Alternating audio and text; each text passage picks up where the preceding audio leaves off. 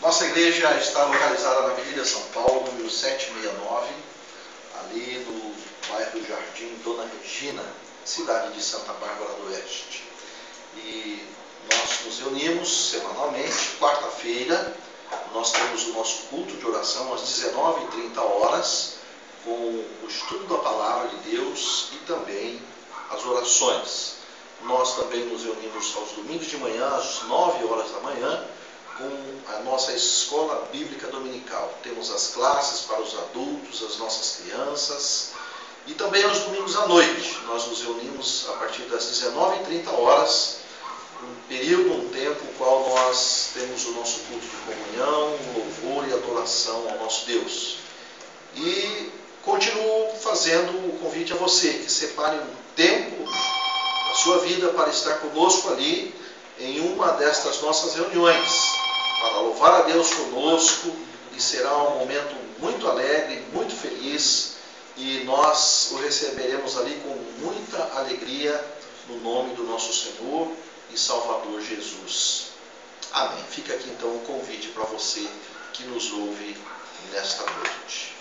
Bem, eu quero falar nesta noite sobre um tema bastante interessante, que eu tenho pensado bastante, e eu creio que você também tem pensado nele, que é a questão da morte, a questão da nossa vida após morte. A certeza da morte é o que nós todos temos nesta nossa caminhada. E eu quero ler o Evangelho de Lucas, no capítulo 23, os versos 39 até o verso 43, para que sirva de base para a nossa reflexão nesta noite. Eu quero ler para você estes versos. Diz assim: um dos criminosos crucificados o insultava dizendo: se tu és o Cristo, salva-te a ti mesmo e a nós. Mas o outro o repreendeu, dizendo: tu nem ainda temes a Deus, estando na mesma condenação? Nós, na verdade, com justiça, pois recebemos o que os nossos feitos mereciam, mas este nenhum mal fez. Então disse: Senhor, lembra-te de mim quando entrares no teu reino. Respondeu-lhe Jesus: em verdade te digo que hoje estarás comigo no paraíso. Que Deus abençoe então esta palavra no seu coração. Este acontecimento foi aquele momento em que antecedeu a morte de Jesus e aqueles outros dois homens que estavam ali com Cristo. Quando nós olhamos para esta cena da crucificação, nós identificamos um evento importante com essas três pessoas. Eles estavam vivendo os seus últimos instantes na face da terra. A morte os esperava dentro de poucas horas. Já estavam sentenciados e não havia mais nenhum recurso jurídico ou um recurso humano que pudesse tirá-los daquela situação tão grave.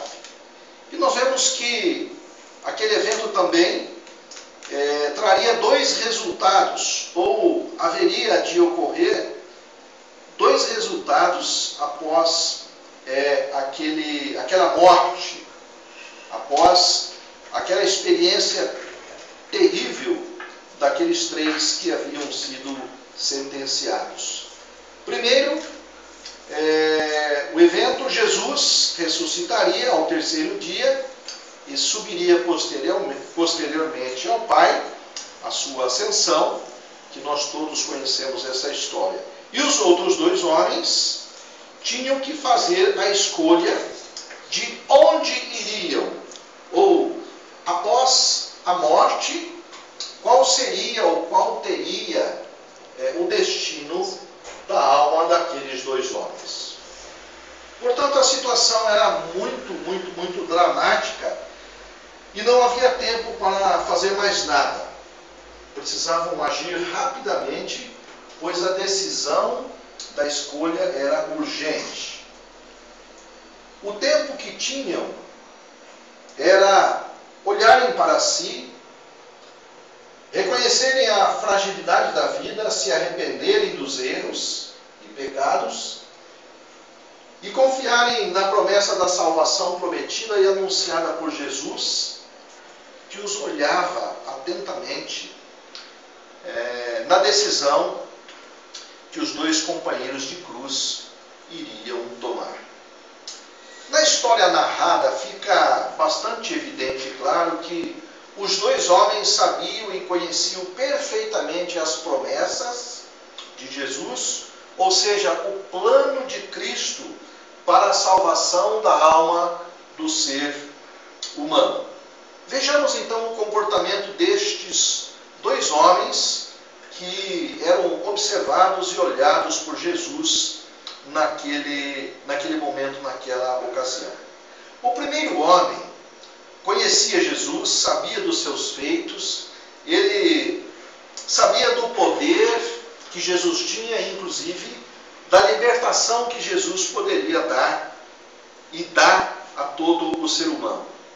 Mas este primeiro homem estava, na verdade, preocupado em salvar a sua própria pele, a sua carne.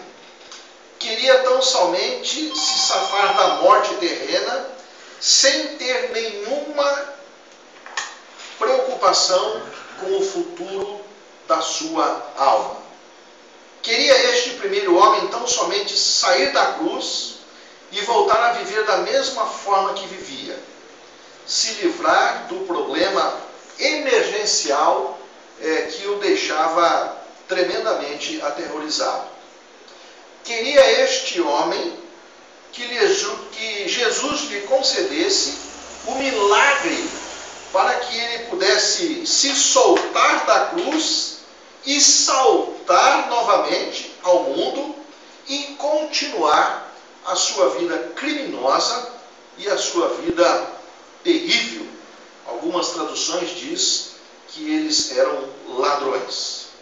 Portanto, nós podemos entender de uma forma muito clara, muito objetiva e muito direta, que a vida pós-morte para este primeiro homem não fazia parte dos planos dele. Ele não pensava no futuro da sua alma, como muitos e muitos nos nossos dias também. Não tem a mínima preocupação com aquilo que vai acontecer pós-túmulo, pós-morte. Este homem, então, eu repito, estava tão somente preocupado com as questões carnais. Se livrar daquela cruz, não morrer e continuar vivendo em uma vida pecaminosa e terrível. Este era o intento, a intenção deste primeiro homem. E ele pede isso de uma forma bastante veemente para Jesus. Ele diz: se tu és o verdadeiro Cristo, salva-te, ou salva-te a ti mesmo e a nós. O segundo homem também conhecia Jesus, sabia dos seus feitos e do seu poder de libertação. Mas a visão naquele estado daquele homem foi totalmente diferente. Em especial com o seu estado pós-morte.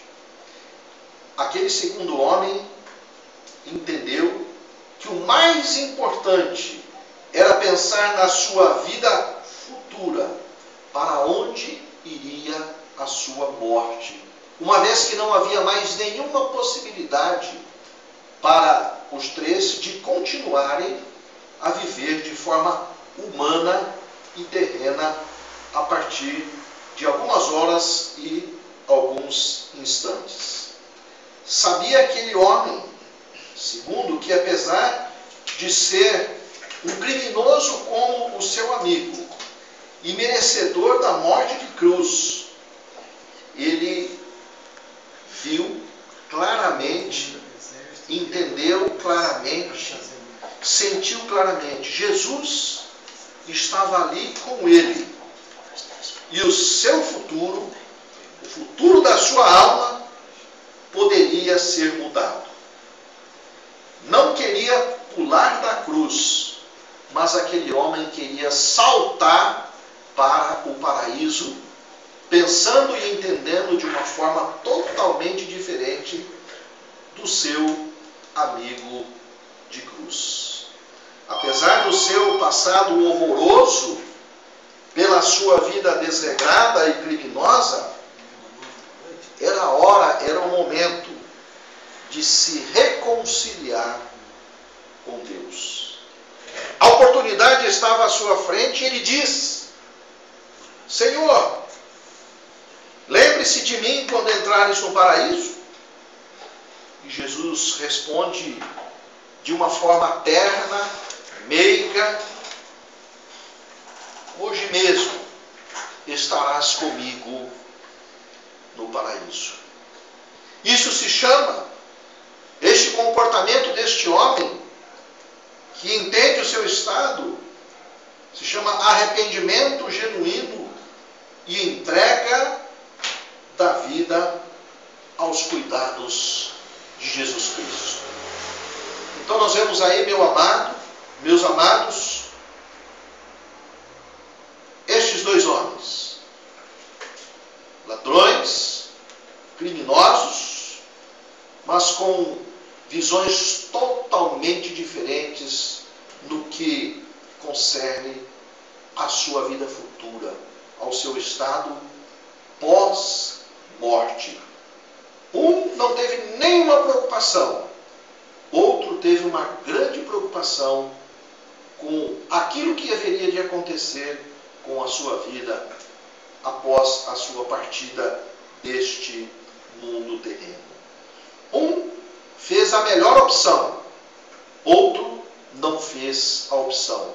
Um alcançou o paraíso conforme a promessa de Jesus, e o outro, infelizmente, jogou fora a última oportunidade que tinha para aceitar o Evangelho e poder também adentrar o paraíso. Você que me ouve, você que nos ouve nesta noite, nós não sabemos, eu não sei o seu estado espiritual, nós não conhecemos, não sabemos a sua saúde, nós também não sabemos se você tem pensado no seu futuro, ou qual é a forma que você tem pensado no seu futuro, porque a morte é uma certeza, a morte virá. E o que acontecerá? Não falo do futuro terreno, não falo do futuro material, mas eu quero chamar a sua atenção para o seu futuro, quando o seu coração parar de bater, para onde você vai? Qual destino terá a sua alma? O daqui a pouco não se sabe, o amanhã também não sabemos. Não fique somente naquele pensamento do amanhã, a Deus pertence. Nós sabemos disso. Mas eu quero dizer uma coisa para você que nos ouve nesta noite. O amanhã realmente a Deus pertence. Mas o amanhã será vivido por você. E eu pergunto para você, este seu amanhã será no paraíso ou será fora do paraíso? Esta é a pergunta que você precisa responder. Que um daqueles homens, naquele dia, estando com Jesus, optou em estar no paraíso e o outro não fez esta opção. O nosso desejo, o desejo de Deus, é que você que nos ouve nesta noite, que ouviu, está ouvindo esta palavra santa, possa se preocupar com o seu futuro, com o seu estado pós-morte, e aceitar o Evangelho de Jesus na sua vida, e ter a certeza da salvação, e gozar as bênçãos terrenas e as bênçãos eternais, oferecidas, garantidas e prometidas pelo nosso Senhor e Salvador Jesus. Faça isso nesta noite. Entregue, arrependa-se e tenha o seu futuro, a sua alma garantida no paraíso do Senhor. Que Deus te abençoe grandemente, no nome de Jesus. Amém. Amém.